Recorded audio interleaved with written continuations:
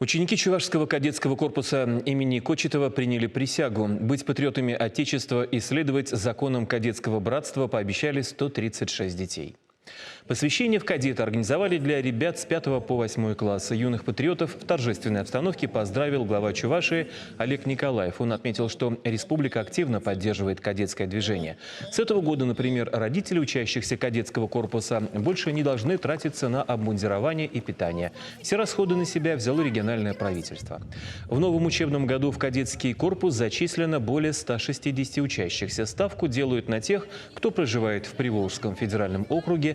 Но есть и исключения. Здесь учатся ребята из Санкт-Петербурга, из Подмосковья. В завершении церемонии кадеты вместе с руководителем региона посадили дерево.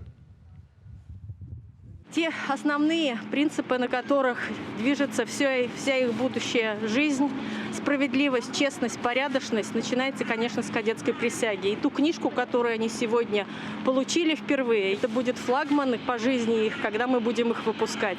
Потому что не каждый, вот я как прошедшая мама кадета с 5 класса по 11 могу сказать, не каждый вот эту книжку может сохранить по жизни и потом ей дорожить.